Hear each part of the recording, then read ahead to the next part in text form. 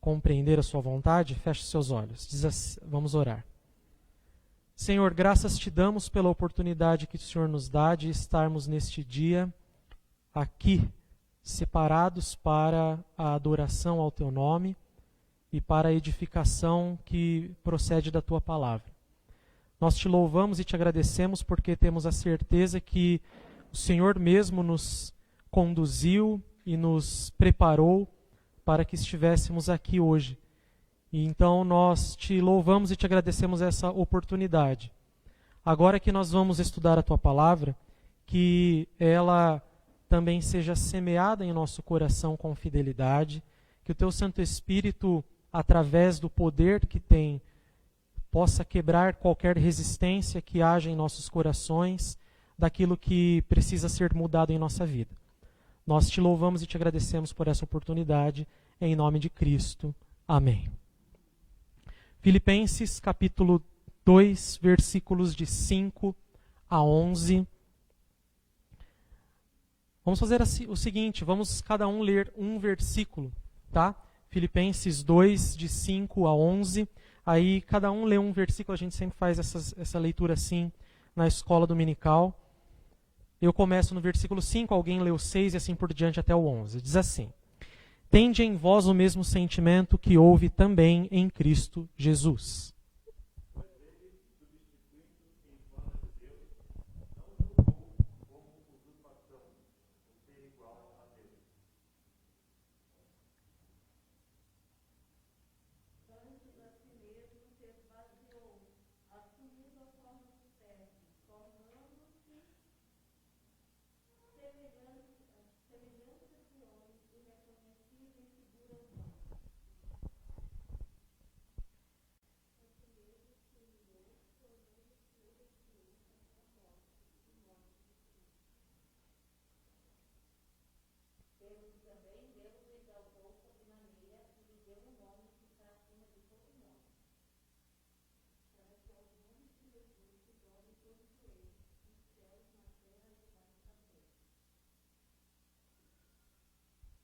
Toda língua confesse que Jesus Cristo é Senhor, para a glória de Deus Pai.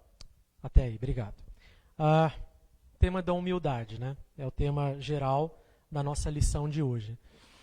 Eu não sei você, mas das virtudes cristãs que o mundo observa em nós, talvez a humildade seja aquela que para as pessoas que não são cristãs demonstra mais fraqueza. É como se você estivesse num mundo corporativo. Imagina que você, então, é alguém que está vinculado a uma empresa e você trabalha no mundo corporativo e você sabe que o mundo corporativo, ele é assim, é para devorar os fracos, vamos dizer assim. Ali o negócio é terrível. E você, como cristão, é chamado para ser humilde em todos os lugares da sua vida. Em todas as circunstâncias da sua vida. Pode ser que nesse ambiente específico, a virtude da humildade seja considerada por essas pessoas uma fraqueza. Fala, não, o cara, ele é muito humilde para ascender a nossa empresa.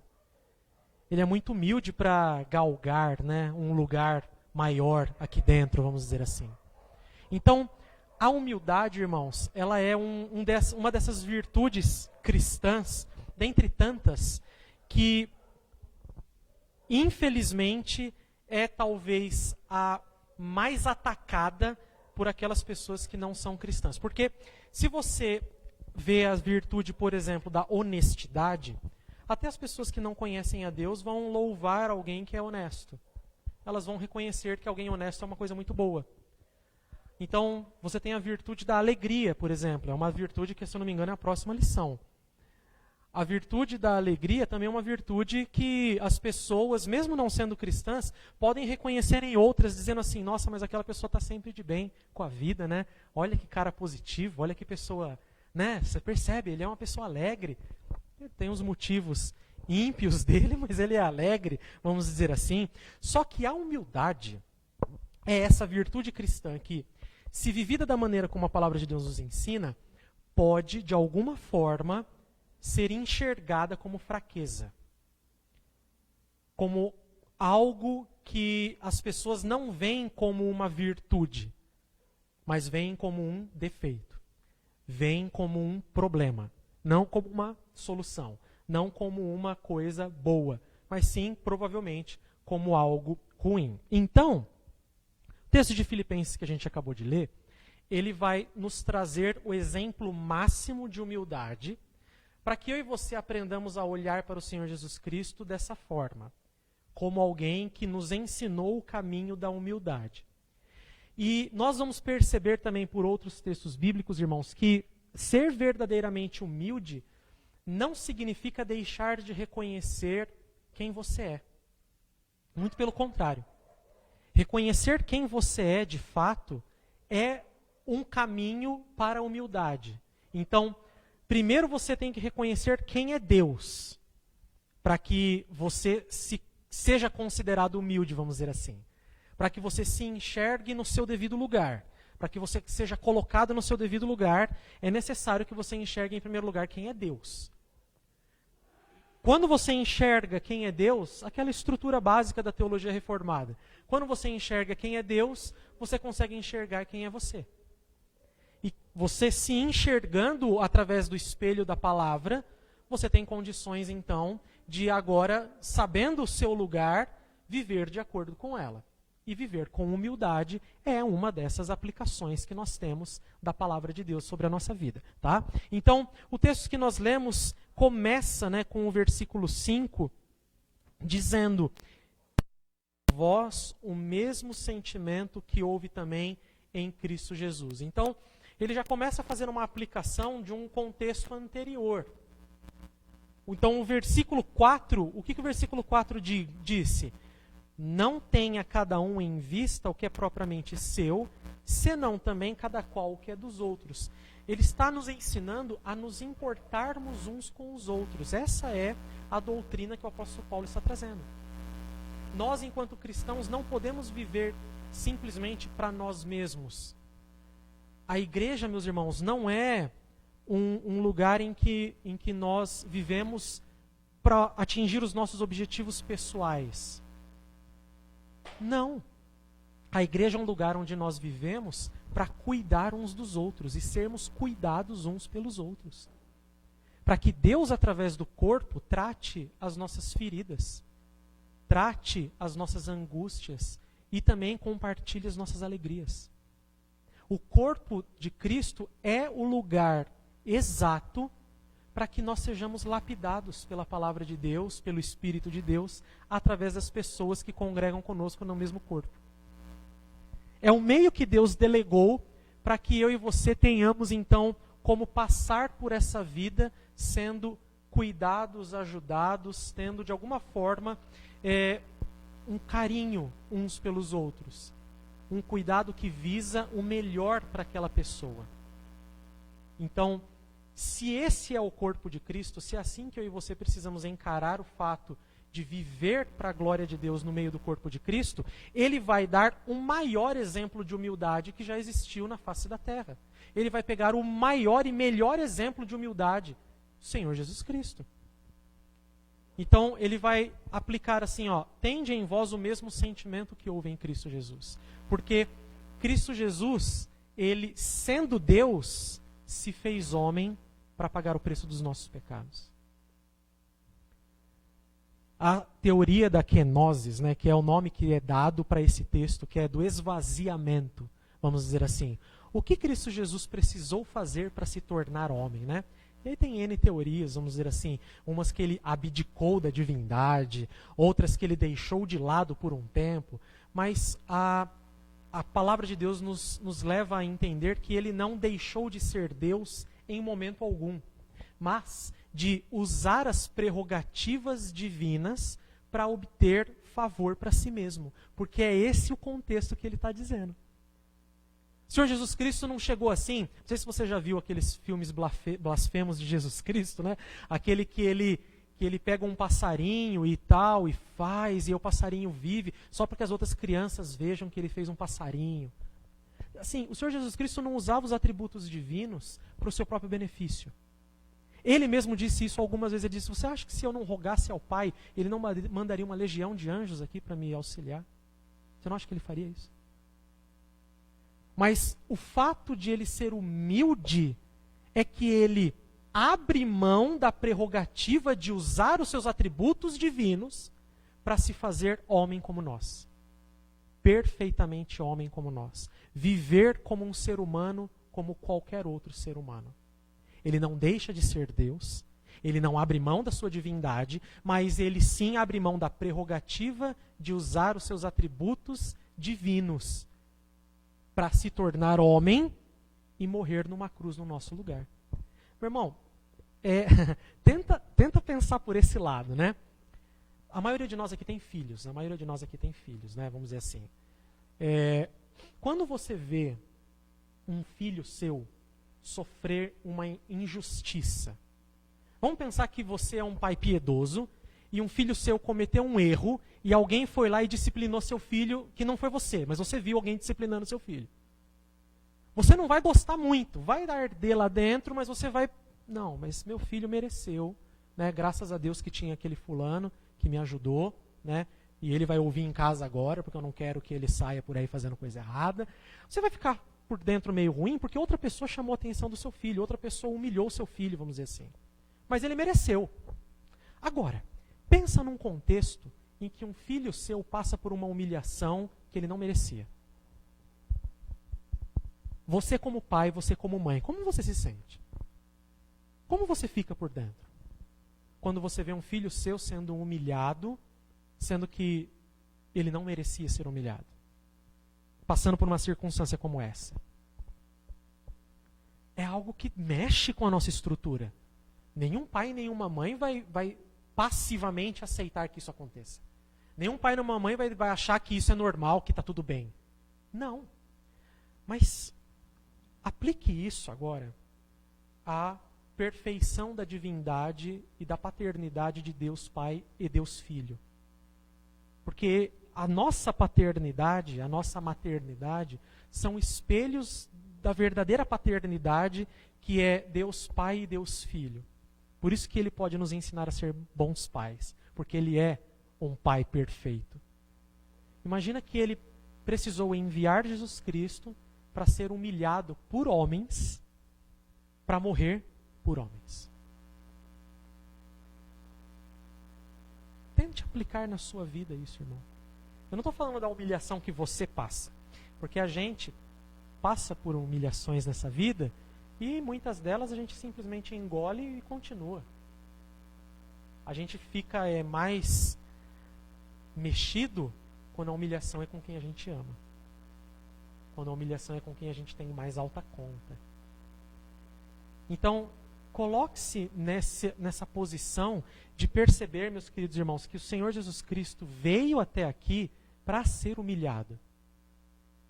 Necessariamente tornar-se homem não seria se humilhar, porque o homem é a imagem e semelhança de Deus. Ele é a coroa da criação. Mas tornar-se homem para pagar por pecados é humilhante. É humilhante.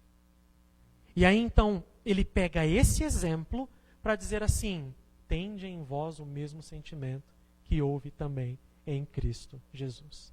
E nós não somos deuses. Para dizer assim, eu vou abdicar dos meus atributos divinos para o bem do meu próximo. Para que eu possa amar o meu próximo e servir o meu próximo como a palavra de Deus ensina.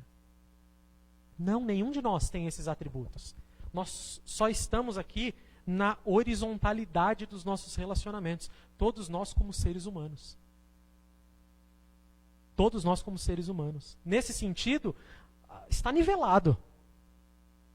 Não há uma disruptura entre o divino e o humano. Não, todos nós somos humanos. E é assim que a palavra de Deus vai pegar e vai dizer assim: então, se o Senhor Jesus Cristo, sendo Deus, abdicou temporariamente de usar seus atributos divinos para morrer no seu lugar, você não pode passar por certas humilhações na sua vida sem que isso deixe você maluco, vamos dizer assim?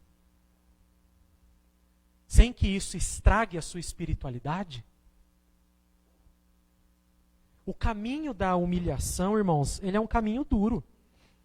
Ele não é um caminho fácil. O caminho de ser humilde. Mas o caminho de ser humilde para o cristão, ele é não só necessário, é um dever.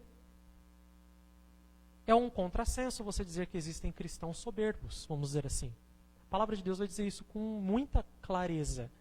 Então, aqui o apóstolo Paulo pega o exemplo de Jesus Cristo para dizer assim, olha, 8, a si mesmo se humilhou, tornando-se obediente até a morte e morte de cruz.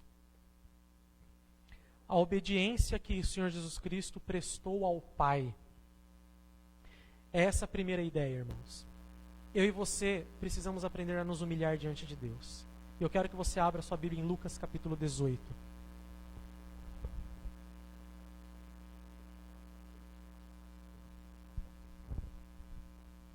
Evangelho de Lucas, capítulo 18.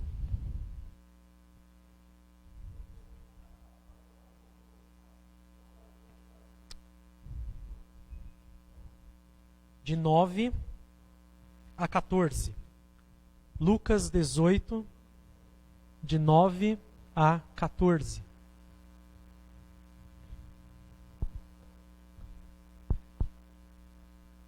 Olha só que coisa interessante essa parábola que o Senhor Jesus propõe. Vamos fazer essa leitura da forma que fizemos a outra. Cada um lê um versículo, eu começo no 9. Lucas 18, 9 a 14.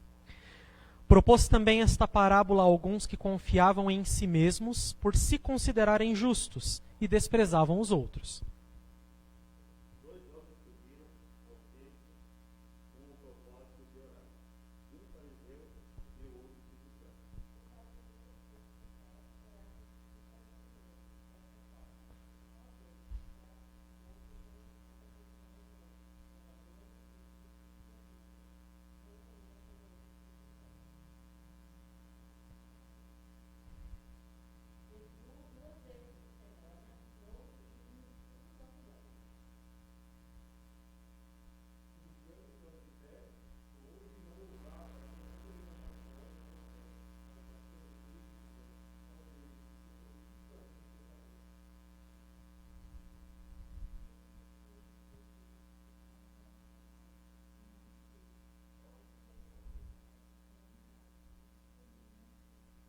Isso, até aí, obrigado.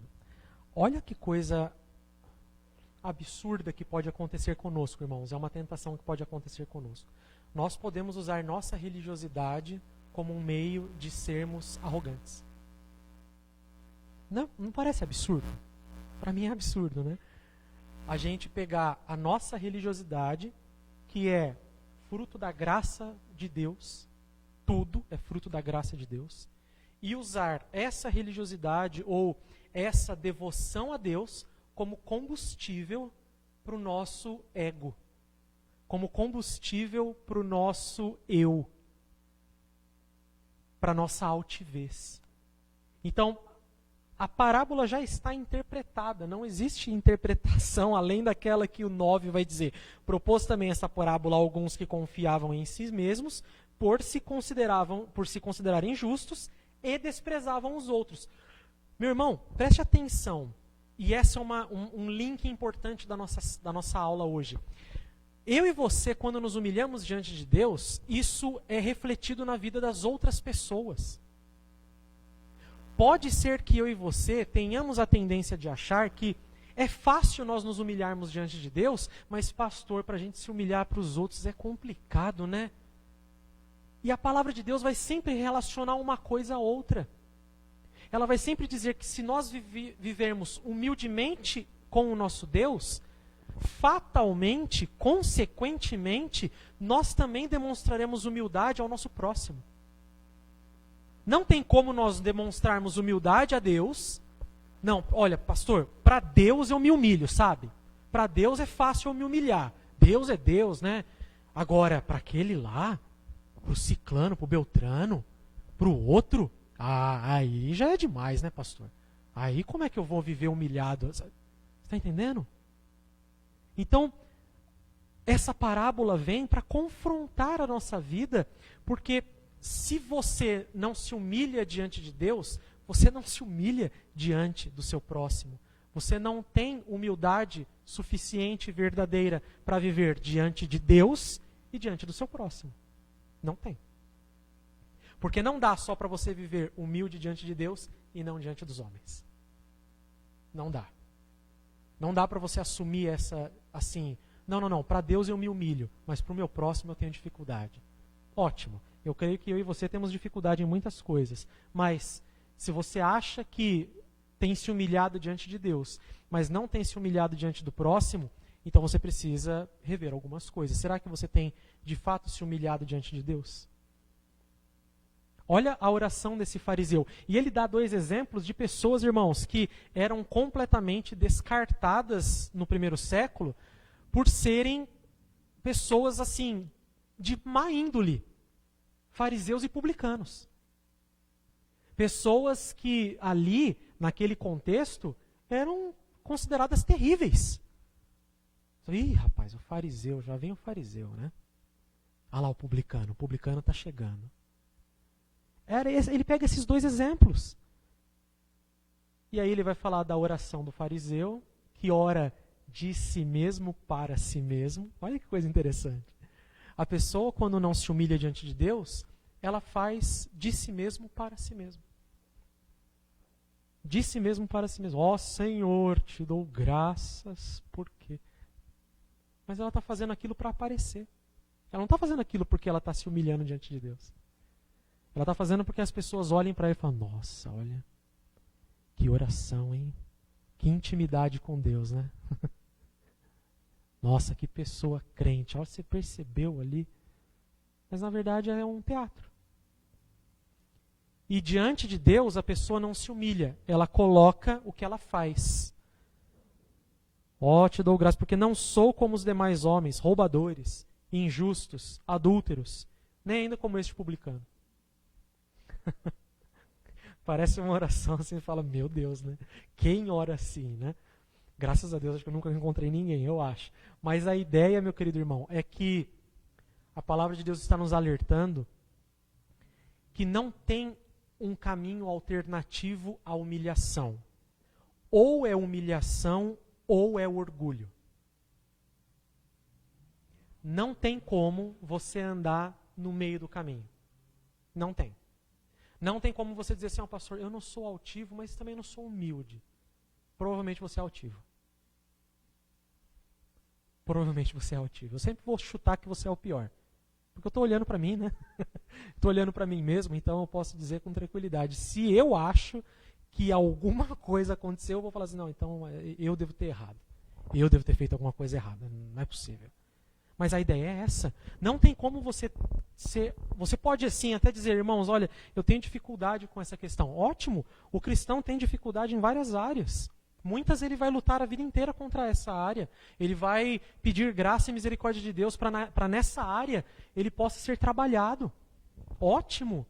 Mas não tem como você dizer assim, não, eu não sou altivo nem humilde. Não. O crivo bíblico é, se você não é humilde, você é altivo. Esse é o crivo bíblico. Não tem para onde correr. Ou você vive em humildade diante de Deus e, por consequência, em humildade diante das pessoas, ou você vai viver orgulhoso diante de Deus e diante das pessoas. Não tem meio termo. Você pode lutar contra esse pecado como eu luto contra esse pecado. Você, ora, pode vencer a batalha, pode perder a batalha. Mas você precisa reconhecer que é necessário que você viva em humildade o tempo todo. Que você seja trabalhado pela palavra para viver humilde o tempo todo. Essa é uma necessidade. Não é algo que a gente faz automaticamente com a nossa vida. Abra sua Bíblia lá em Romanos capítulo 12 agora.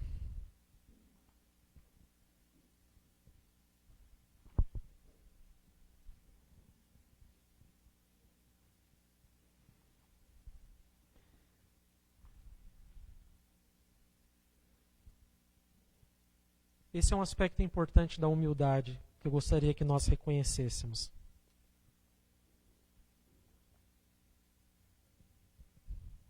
Romanos 12. Alguém leia para nós o versículo 3, por favor.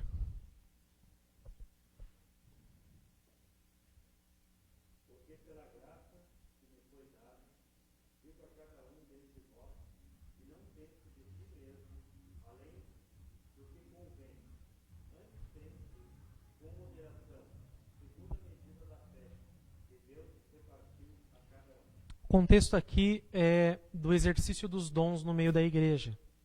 E aí, então, o apóstolo Paulo, ele vai pegar essa primeira exortação para dizer assim, olha, eu e você precisamos reconhecer quem nós somos. Então, se nós vamos reconhecer quem Deus é, em primeiro lugar, nós vamos entender que Ele é absoluto, soberano, santo, justo, que Ele é gracioso, misericordioso, todos os atributos divinos, nós vamos reconhecê-los e depois de olhar para Deus e nos humilharmos diante dele, nós vamos precisar olhar para nós mesmos. E entender o nosso papel no meio do corpo, vamos dizer assim. É sobre isso que o apóstolo Paulo está falando. E quando ele vai dizer assim, olha, quando você for compreender o seu papel no meio do corpo, não pense de você além do que convém. Pense com moderação. Pense o que é justo, essa é a ideia. O que isso significa? Significa, meus irmãos, que para que você e eu sejamos humildes de verdade, será necessário nós reconhecermos as nossas fraquezas e os nossos pontos fortes. Aquilo que Deus nos chamou para ser e fazer e aquilo que, infelizmente, a gente não tem condição de ser e fazer. Dentro do exercício dos dons no meio do corpo. Dentro daquilo que Deus repartiu para cada um.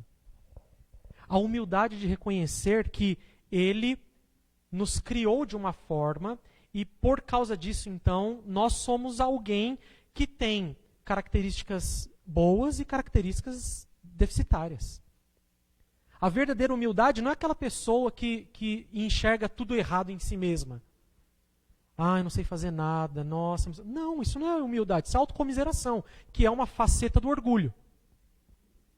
A autocomiseração é uma faceta do orgulho. É quando alguém vai chamar a nossa atenção e a gente, não, tá vendo, eu não sei fazer nada, olha só. Nossa, isso aí é autocomiseração, irmão. Isso aí você, na verdade, está demonstrando orgulho. O que a palavra de Deus está ensinando é, reconheça quem você é. Os dons que Deus distribuiu no meio do seu corpo, para que você possa servi-lo. Saiba quem você é. Você já olhou para Deus e reconheceu quem Ele é. Agora você olha para você e você reconhece quem Deus te fez. O que Deus, pelo seu Espírito, distribuiu no meio da igreja para que você seja. E seja. E sirva. E se dedique. E faça. É isso. Mas você vai precisar reconhecer essas coisas. Então, a pessoa verdadeiramente humilde, ela não deixa de reconhecer os pontos fortes que possui, as facilidades que possui, as destrezas que possui. Por isso que a palavra de Deus vai dizer assim, pense como convém. Não, quer saber, eu sou bom em tudo, hein? Pode me colocar para fazer qualquer coisa aí, que eu sou bom em tudo. É igual eu no jiu-jitsu lá, estou quase dando pau em faixa preta já. Já, quase. Eu estou na faixa branca ainda, mas eu estou quase dando pau em faixa preta, né? Eu sou bom em tudo. Não, você me colocar para fazer isso daí, você já demonstrou orgulho, demonstrou altivez. E no meio da igreja não é assim que funciona. Você pode ser chamado para fazer alguma coisa que você não se reconheça capaz para aquilo, mas Deus te capacita para fazer aquilo. Só que daí talvez tenha alguém que faça muito melhor do que você. Porque Deus foi lá e separou aquela pessoa para fazer aquilo. Você fala, nossa, olha a facilidade que aquela pessoa tem nesse determinado... Eu tenho uma inveja santa, vamos dizer assim. Eu gostaria de ser como essa pessoa é nessa área, vamos dizer assim. Então, a pessoa verdadeiramente humilde, ela se coloca à disposição para servir a Deus e ao próximo, tendo o reconhecimento daquilo que Deus fez através dela e está fazendo com ela. A pessoa verdadeiramente humilde não é a pessoa que se reconhece ruim em tudo, imprestável em tudo. Não, essa pessoa é orgulhosa. Ela tem autocomiseração. A pessoa verdadeiramente humilde, ela sabe, olha, eu tenho falhas aqui, eu tenho dificuldades aqui, mas nessa questão aqui eu posso ajudar. Eu estou à disposição. Nessa questão aqui eu posso servir, eu posso me dedicar. Aqui eu consigo, porque aqui Deus tem me abençoado, eu tenho possibilidade de fazer assim. Então, a verdadeira humildade é olharmos primeiro para Deus, reconhecendo quem Ele é, nos humilhamos diante dEle. E olhamos para nós mesmos, para sabermos quem nós somos. Para que nós tenhamos, dentro do corpo de Cristo, condição de exercer os dons que Deus mesmo nos concedeu. Especificamente aqui, a questão do exercício dos dons, mas isso poderia ser em qualquer área da nossa vida, em qualquer lugar da nossa vida. Reconhecer aquilo que Deus fez com você e faz com você e através de você. Então, a pessoa verdadeiramente humilde, ela não deixa de reconhecer quem ela é. Muito pelo contrário. Exatamente porque ela sabe quem ela é, ela tem condições de servir a Deus e servir ao próximo da maneira como Deus deseja. E ela tem condições de, humildemente, pensar assim: eu preciso melhorar. Olha, eu preciso estudar, eu preciso melhorar, eu preciso fazer melhor. Porque eu sei que eu posso fazer, mas eu também tenho dificuldade em fazer outras coisas. Então olha que maravilha o corpo de Cristo, irmão. O corpo de Cristo não existe ninguém autossuficiente. Não existe o super-homem no corpo de Cristo. Faz qualquer coisa e faz tudo. Não existe. Pode ser que Deus tenha adotado alguém com dons além da medida. Pode ser. Pela graça Ele pode fazer isso. E a pessoa onde você coloca é José do Egito, né? Onde você coloca o negócio prospera. Mas a ideia bíblica principal é que Deus distribuiu as capacidades entre o corpo para que haja o quê? Uma mútua cooperação. Para que você se enxergue carente e necessitado do outro. Para que você enxergue o seu papel, o seu espaço e o seu lugar, mas para que você também enxergue o espaço, o papel e o lugar do outro. Para dizer, olha, aquela pessoa é importante no meio do corpo. Eu tenho a minha importância nessa área, e aquela pessoa tem essa importância naquela outra área. Ela é importante naquilo outro, para nos ajudar naquilo outro. E eu, pela graça de Deus, tenho atuado nisso. Percebe? Não existe alguém autossuficiente aqui dentro. Não existe alguém que vai assumir todos os dons ao mesmo tempo e vai, não. O Espírito é sábio e soberano na administração dos dons. Ele distribui de uma maneira que todos nós possamos nos manter humildes, verdadeiramente humildes, reconhecendo o nosso lugar, agindo em favor, mas reconhecendo também o lugar do outro, do próximo, a necessidade do outro, do próximo, para servi-lo. Para servi-lo. Meu irmão, você não serve quem você acha que é menor do que você. Você não serve. Você não serve. Por isso que eu brinquei com a ideia do mundo corporativo, é que, embora o mundo tenha essa dificuldade de enxergar como fraqueza, aqui nós enxergamos como virtude. E dificilmente nesse mundo corporativo você vai ver um grande CEO de uma empresa servindo café para outra pessoa. Que é uma coisa simples, né? Que eu e você fazemos quando a gente está sentado aqui. Se sai um cafezinho lá atrás, se Deus o providenciar, né? Vamos dizer assim. Mas se sai um cafezinho lá atrás, eu pego um café e entrego. Você quer um café? Você quer um café? Tal. Por que esses caras não fazem isso? Não, eu vou ficar servindo os outros. Eu estou acima dele. É ele que tem que me servir. O Senhor Jesus Cristo disse, entre vocês não vai ser assim. Entre vocês o maior vai ser aquele que serve. Então, você só consegue servir de fato alguém quando você não se considera maior do que ele. Quando você não se considera maior do que aquela pessoa. Aí você consegue servi-la de fato e de verdade. Se você se considerar maior do que ela, dificilmente você vai conseguir servi-la. E os dons que Deus distribuiu são para serviço, são para mútua cooperação, são para o bem da igreja. Não só o nosso bem-estar pessoal, mas o bem da igreja. O que é melhor para a igreja. E por causa disso você se submete, você serve. Então veja como está conectada a ideia de humildade e serviço. Ela está conectada na Escritura. Ainda em Romanos 12, olha que interessante, o apóstolo Paulo vai continuar falando sobre essa questão, né? E ele vai trazer aqui, ó, no versículo 16, uma outra orientação. Alguém leia, por favor.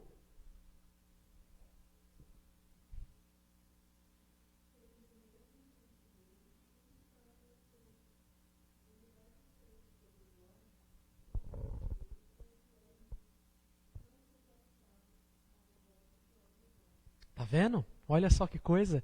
Como a humildade gera serviço.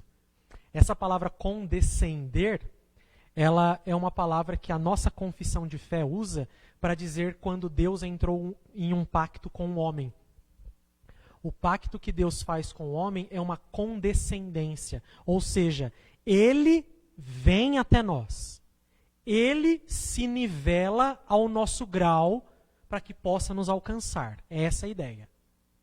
É ele que vem e então decide vir e nos salvar.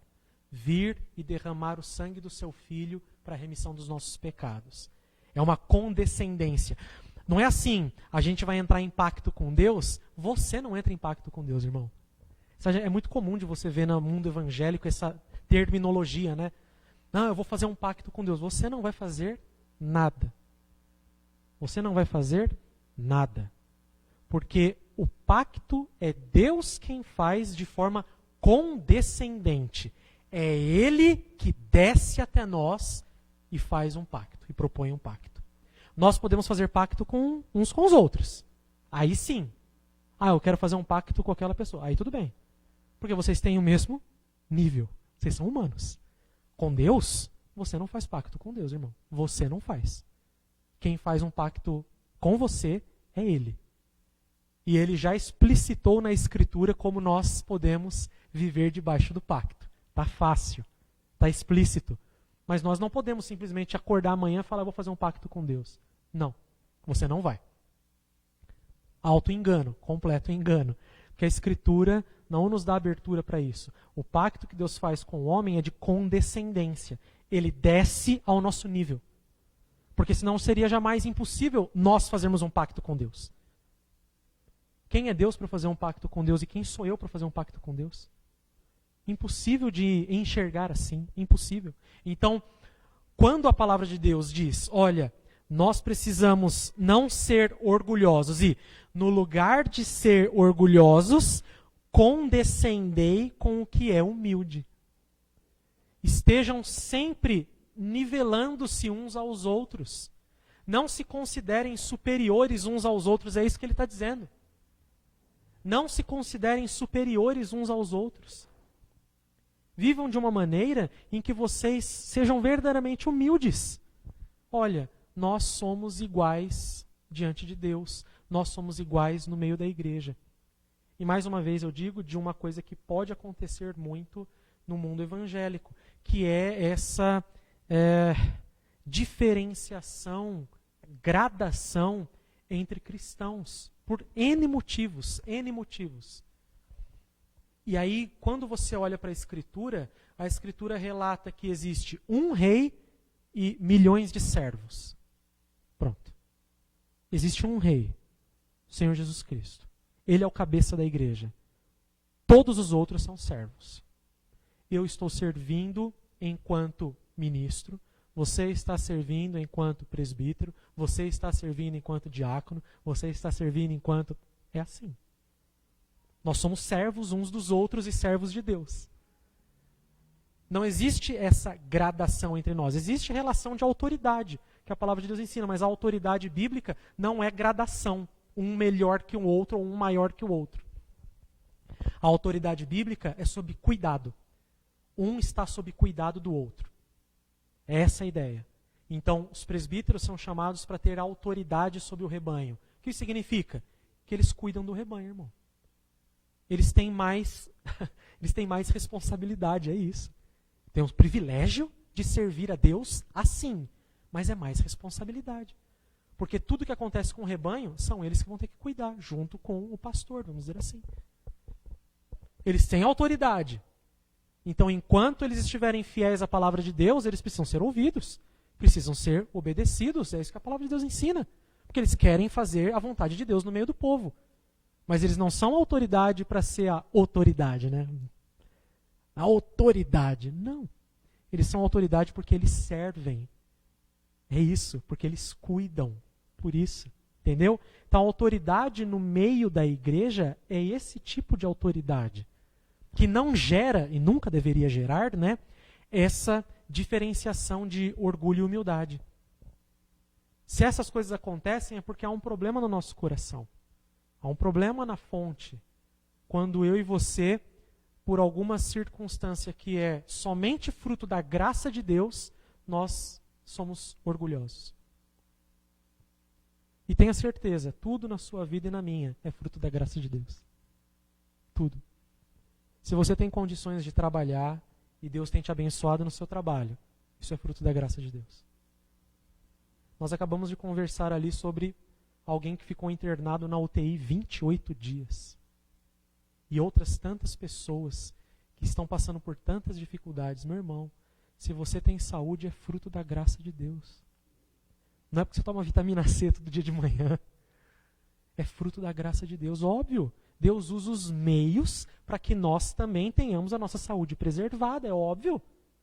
Mas, em último instante, em última análise, é a graça e a misericórdia de Deus que nos preserva, que nos dá condições de ter inteligência para fazer as coisas que são necessárias, que nos dá condições de ter uma família, nos dá condições de estar aqui na igreja. É a graça de Deus, a misericórdia. Não há outra. Então, se você encarar a vida como um resquício, porque a graça e a misericórdia de Deus são infinitas.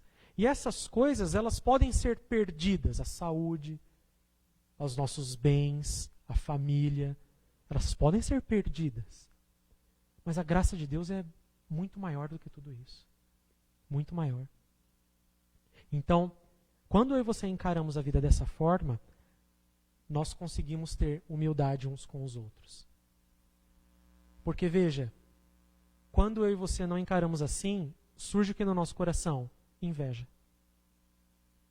A inveja é um desses pecados que você olha para a pessoa e fala, ela não merece ter o que ela tem. Mas ela é mais pecadora do que eu, como é que ela conseguiu e eu não consigo? Isso é inveja. Mas é inveja porque provavelmente você se considera maior ou melhor do que aquela pessoa. Pode ser. Foi o dilema de Asaf no Salmo 73. Né? Asaf diz que quase resvalaram os pés porque ele olhava os ímpios, aquelas pessoas que não têm Deus, e tudo ia bem com eles. E ele, enquanto servo de Deus, estava sofrendo. Falou, mas como que eu sou servo de Deus, estou sofrendo, e aquelas pessoas que não conhecem a Deus estão maravilhosamente bem? Qual que é o problema disso? Aí Asaf reconhece, olha, era a arrogância do meu coração. Eu invejava o caminho dos ímpios. Inveja. Então, perceba como a humildade nos ajuda a enfrentar vários pecados, várias dificuldades que podem surgir na nossa caminhada cristã. É o fruto, então, do espírito da humildade que vai nos auxiliar a enxergar uns aos outros da maneira como Deus deseja. Enxergar a nós mesmos e enxergar também o próximo, enxergando em primeiro lugar a Deus. E aí ele termina esse contexto de Romanos 12 dizendo: não torneis a ninguém mal por mal. Esforçai-vos por fazer o bem perante todos os homens. Se possível, quanto depender de vós, tende paz com todos os homens. Não vos vingueis a vós mesmos, amados, mas dai lugar à ira, porque está escrito: a mim pertence a vingança, eu é que retribuirei, diz o Senhor. Pelo contrário, se o teu inimigo tiver fome, dá-lhe de comer. Se tiver sede, dá-lhe de beber, porque fazendo isto, amontoarás brasas vivas sobre a sua cabeça. Não te deixes vencer o mal, mas vence o mal com o bem. Olha que coisa maravilhosa, né? E difícil.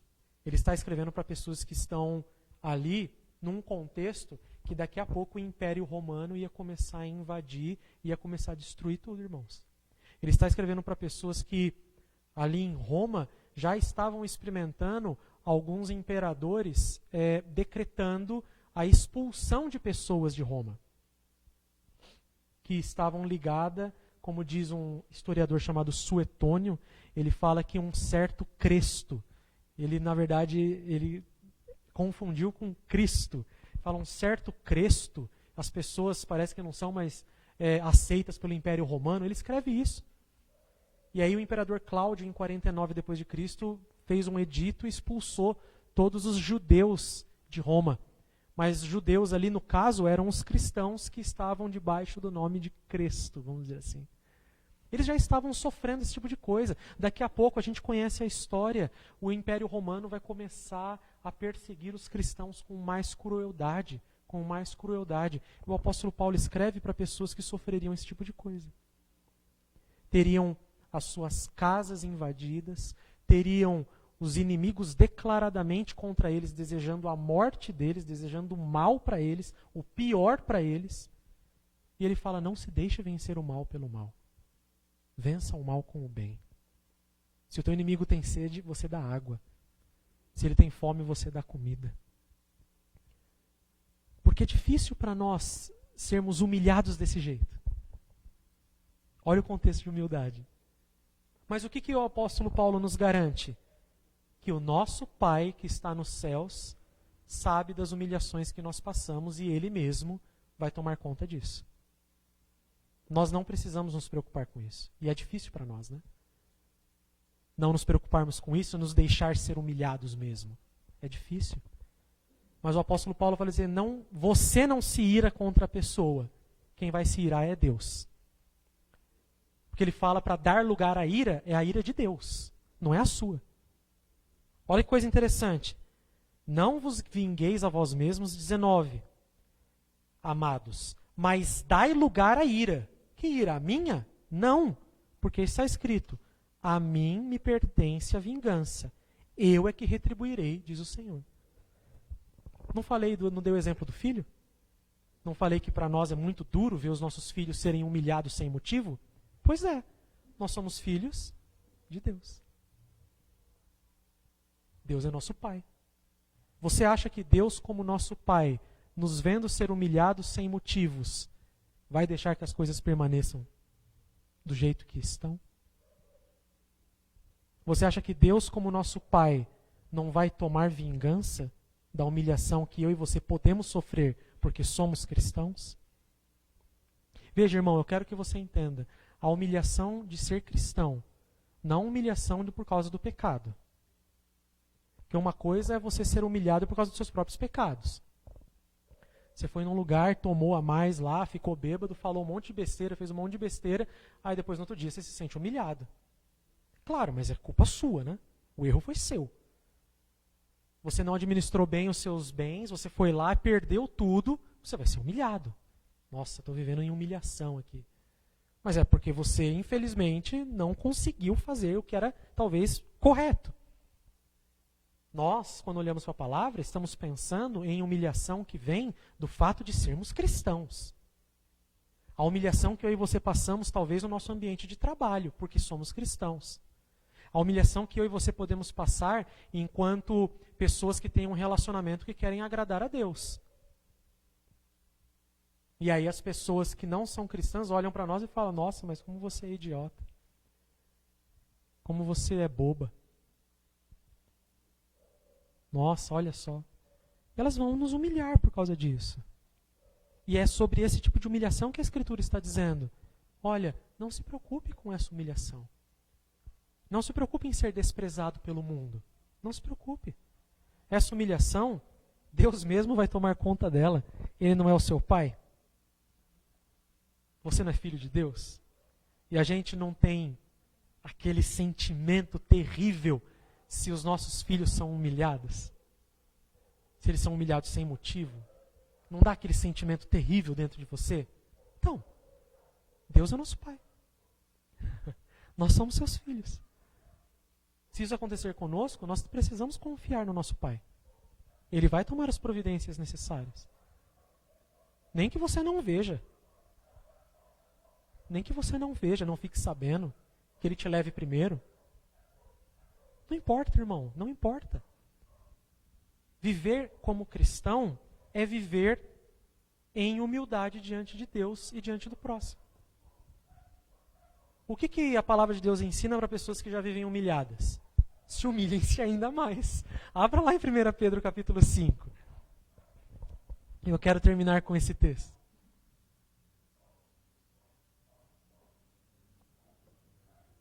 Nossa tendência é usar alguns artifícios, né, para tentar elevar o moral das pessoas que estão sendo humilhadas, né? Então, a gente tenta fazer uma balança compensatória. A pessoa está sendo humilhada, você quer levantar o ego dela, você quer, não, mas que isso, mas não, mas... É igual fala, a mulher fala assim, estou me sentindo gorda, a outra fala, não, você é linda, tal, aí você fala, nossa, não, imagina, que isso, tal. Você vai querer, né, tentar elevar o moral da pessoa com os elogios, né, porque ela está se sentindo muito mal. Pois bem, o método de Deus é um pouco diferente do nosso, né? Ele nos ensina a confiar em sua palavra, em confiar somente nele e em, sendo humilhados, nos humilhar ainda mais na presença dele. Por que eu peguei 1 Pedro 5? Porque quando Pedro escreve, as pessoas que estão passando pela dispersão ou diáspora são essas que eu acabei de mencionar, que o imperador Cláudio deu um decreto e expulsou de Roma. Imagina, você mora aqui em Canela. Outras pessoas não, né? Mas você mora aqui em Canela. Aí vem um prefeito de Canela e expulsa todo mundo. Fala, não, vai embora. O que você faz? Não, mas deixa eu vender minha casa aqui e vender sua casa. Sua casa agora é do Estado. Experimenta um pouco do marxismo aí. Experimenta. Essa casa agora é do Estado, não é sua. É nossa. Confisquei tudo. Vai embora. Roupa do corpo, pega, vai embora. Vai embora. Como assim, vai embora? E agora? O que eu vou fazer? Meus filhos e minha... Eu tenho uma empresa, eu não quero saber, é tudo nosso. Acabou. E aí? O que você faz? São esses nossos irmãos aqui, ó. Eles receberam esse edito, né, esse decreto do imperador Cláudio, precisaram sair de Roma de um dia para o outro. Vamos embora. Para onde você vai? Eu não faço ideia. Não sei. Talvez você tenha família em outro lugar, não, eu volto para São Paulo, eu volto para Minas, eu volto para o Rio de Janeiro, eu volto para algum lugar. Você tem algum lugar para ir. E quem não tem, faz o quê? Pedro escreve para pessoas nessas circunstâncias. Estão voltando para um lugar, ou estão indo para um lugar que elas... precisei ir embora de Roma. Precisei ir embora. E agora? Pedro escreve para elas. Então, quando ele escreve para pessoas humilhadas nesse sentido. Pessoas que provavelmente já não tinham bens, já não tinham mais casa, que perderam familiares, pessoas nessa circunstância. E quando ele escreve, irmãos, a partir do capítulo 5, a partir do versículo 5, né? Rogo igualmente aos jovens, sede submissos aos que são mais velhos. Outros sim, no trato de uns com os outros, cingivos de todos de humildade, porque Deus resiste aos soberbos, contudo aos humildes concede a sua graça. Espera aí, se Deus concede graça às pessoas que vão se humilhar diante dele e vão viver em humildade diante das pessoas, o que eu preciso fazer? 6.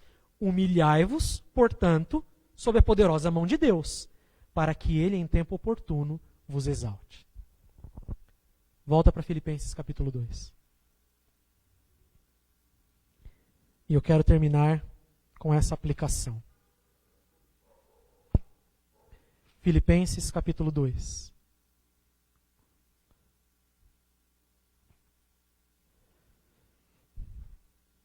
O texto que nós lemos, né, de 5 a 11.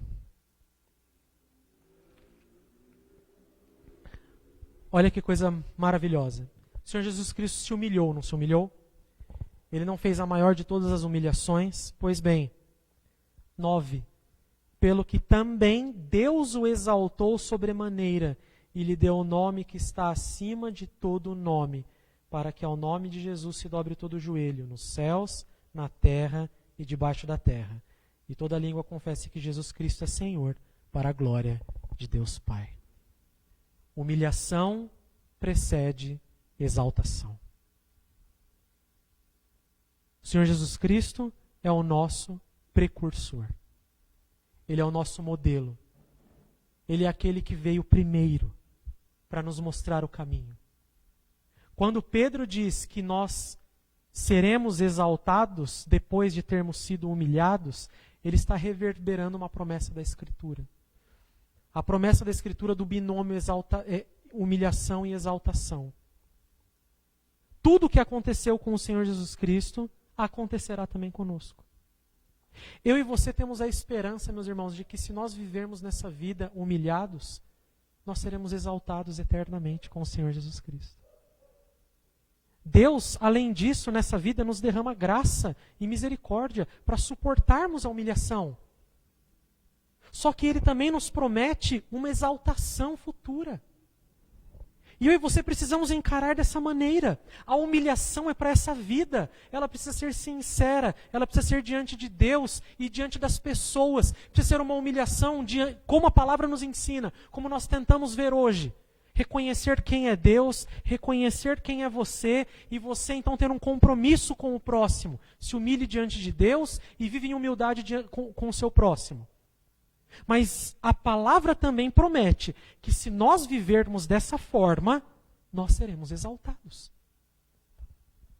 Nós estaremos na glória com o Senhor Jesus Cristo, que foi humilhado, mas que também Deus o exaltou. E o apóstolo Pedro, humilhai-vos sob a poderosa mão de Deus, para que Ele, em tempo oportuno, vos exalte. Nós seremos também exaltados. Olha que graça e que misericórdia, que maravilha, irmãos. Nós temos em meio às dificuldades e problemas da nossa vida, a promessa de que se vivermos humildemente com Deus e com o próximo, nós seremos exaltados eternamente como o Senhor Jesus Cristo.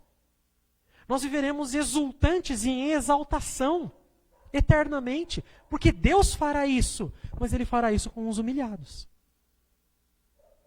Com os humilhados Ele fará isso. Com pessoas que se humilharam diante de Deus, sob sua poderosa mão, e viveram em humildade uns com os outros. Essas pessoas têm a certeza da exaltação que acontecerá no fim dos tempos. Elas têm certeza. E elas não vivem aqui só assim, nossa, que hora que eu vou ser exaltado, né? Não, elas vivem em humildade sincera, em humilhação voluntária. Porque é assim que a graça trabalha conosco. Ela não nos tira a nossa responsabilidade. Não. Pode ser que Deus, com um e com o outro, use de uma força um pouco mais excessiva. É igual como a gente cuida dos nossos filhos. Tem um filho que talvez precise de uma palmada mais forte. Tem um que precisa de alguma coisa mais... Pode ser. Outro não. Outro você falou, ele resolveu. Ai, que bênção, graças a Deus, né?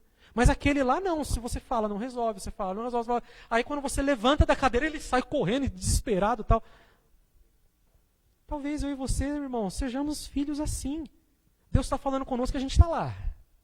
Duvido, pai, duvido. Quero só ver. Aí ele, a hora que ele levantar da cadeira, irmão, sai de baixo. Ele vai humilhar você. Ele vai fazer isso. Porque ele quer te exaltar, e ele vai fazer isso. Só que ele não vai te exaltar no Tem Sabor de Mel. Você está entendendo? Horrorosa música, né? Horrorosa.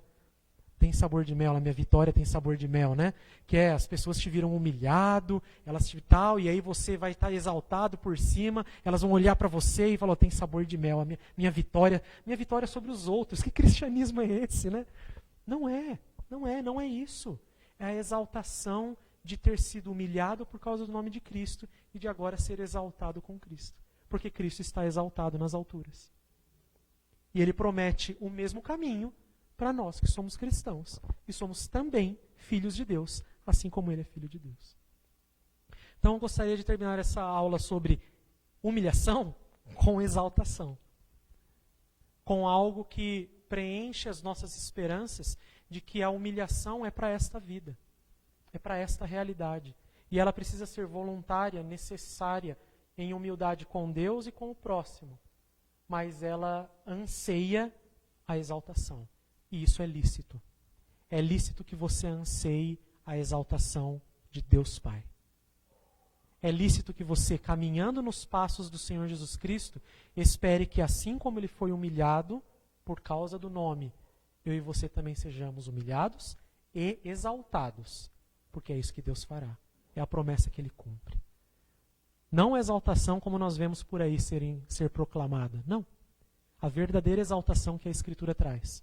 Aquela de viver em humildade diante de Deus e dos homens e de aguardar a consumação e a redenção futura eterna.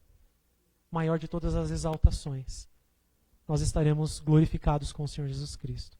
O tempo oportuno. E aquelas pessoas que aqui viveram orgulhosas, altivas, que não se humilharam diante de Deus, meu irmão, o tempo delas passou. Aí então elas serão eternamente humilhadas por causa dos seus próprios pecados. A gente não diz que pecado traz humilhação? Então, quem não tratou os seus pecados com o Senhor Deus através de Cristo, vai ter que passar pela humilhação deles eternamente. Agora, aqueles que aqui se humilharam na presença de Deus, trataram seus pecados e andaram em humildade com o próximo, Deus garante que haverá uma exaltação. Deus garante que o mesmo que ele fez com o Senhor Jesus Cristo, ele fará conosco. É uma promessa do Evangelho. Mas é uma promessa para quem entendeu o que é viver humildemente com Deus e vai fazer isso pela graça e pela misericórdia de Deus, que ele mesmo dispensa sobre o seu povo. É ele mesmo que nos dá condições de vivermos humilhados, aguardando a exaltação. É ele mesmo que faz isso. Deus assim nos abençoe. Amém. Alguém tem alguma pergunta? Gostaria de acrescentar alguma coisa e nos ajudar?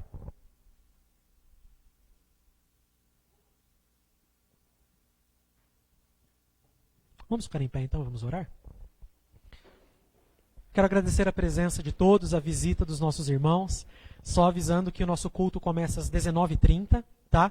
E depois do culto, então, nós vamos apresentar os visitantes pela primeira vez e tudo mais. Mas aqui na Escola Dominical já quero agradecer a presença de todos. Muito obrigado pela presença de todos. Vamos fechar os nossos olhos e vamos orar? Senhor, nós te louvamos e te exaltamos, ó Pai, porque a tua palavra nos ensina o que precisamos para viver. Nós te pedimos perdão por vezes quando nós somos altivos ou orgulhosos e não nos humilhamos em tua presença. Nós te pedimos perdão, ó Pai, quando essa humilhação que temos diante de ti, ela não se reflete nos nossos relacionamentos, naquilo que precisamos também viver humildemente com o nosso próximo. Tem misericórdia do teu povo, ó Pai. Só o Senhor mesmo pode nos auxiliar e nos fazer viver de forma humilde. Humilde de verdade, como a tua palavra ensina.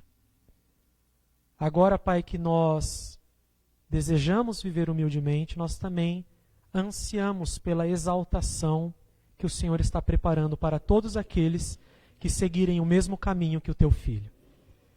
Dá graça, Pai, derrama misericórdia, para que todos aqueles que o Senhor elegeu na eternidade, alcançados por essa graça, caminhem humildemente aqui e também sejam exaltados eternamente para a glória do teu próprio nome e para a nossa alegria. Essa é a nossa oração em nome de Cristo. Amém. Os irmãos podem sentar. Então, nós já temos, se eu não me engano, a lotação máxima, né? A lotação máxima aqui para o nosso culto. Então, permaneçam com os seus lugares, tá? Nós temos agora um intervalo até às 19h30, quiser tomar uma água, ir ao banheiro, mas nós já temos, acho que a lotação máxima para o nosso culto agora às 19h30. O culto também é transmitido online, tá? Então, se alguém não conseguir participar do culto, nós temos pelo nosso canal do Facebook, o culto é feito a transmissão online, e você pode pelo menos acompanhar o culto e a sua transmissão, tá bom? Deus assim nos abençoe e 19h30 nós iniciamos o nosso culto.